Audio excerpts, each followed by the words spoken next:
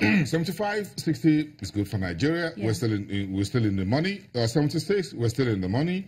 Anything around 70, we're still in the money. But if you take the inflation story back home, and how will this impact our local consumer goods companies? Who will benefit from this inflation reading and the World Cup? That's the page I'm looking at for those companies listed on the stock exchange. Folks will consume more food. They'll consume more alcohol, alcoholic beverages, yes. Yeah, Guinness. You also have the likes of Dangote that would also benefit as well. You know, when it comes to his own input within the cost of some of these consumer goods, you have the likes of Nigerian breweries who would also benefit. Even Nigerian bottling company as well would also benefit from some of these increases in demand for some of these goods. So those are the companies that we see would benefit from the World Cup. Obviously, it's a temporary thing. Once the World Cup is over, I think things would... 30 days is a long time. It is a long time. 30 days and 30 nights. It's a long time for the people that are glued 30 to days and 30 nights. If you go by the roadside across the country and you check in what you call joints in local, you have a lot of people gathered up, trying to watch. Hundreds. Yeah.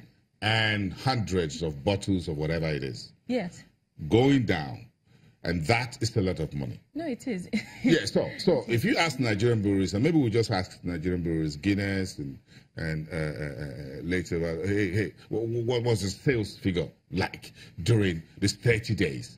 I'm sure everyone is positioned to pump extra bottles in it's part the market. of business planning strategy is probably, and I'm sure even during this time there'll be more adverts of some of their products to kind of increase consumer demand. Sometimes you're probably not thinking, it's already out there. Yes. Some folks are saying if you look under a certain what do you call it, cocoa on a bottle, you're gonna find some fine things. If you put all of them together, here you go, you're gonna win XYZ. Yeah, we should also even see a lot of competition among some of these companies.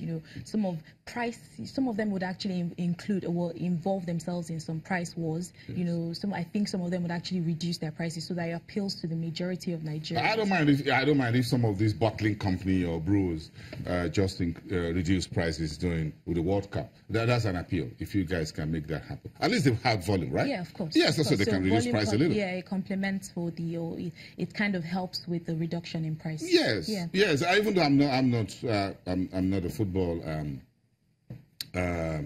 over the head enthusiast, as it were.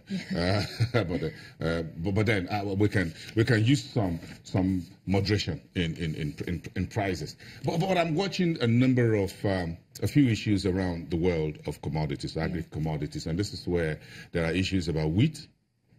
Production in a few countries. And again, Bloomberg has this interesting story about Ghana and Ivory Coast teaming together, and maybe they're going to form the Organization of Cocoa Exporting Countries as a cartel.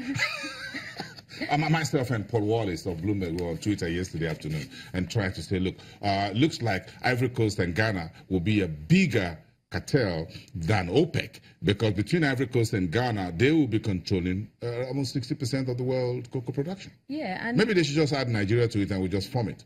Well, Nigeria is kind of unstable when it comes to cocoa production, so I'm sure they wouldn't want to, include us so early, within the cocoa production business. But with Ivory Coast and Ghana, they faced, especially in the past few years, they faced a lot of issues with declining prices, that have affected their revenues, as is their major source of revenue in most of these countries, these particular two countries.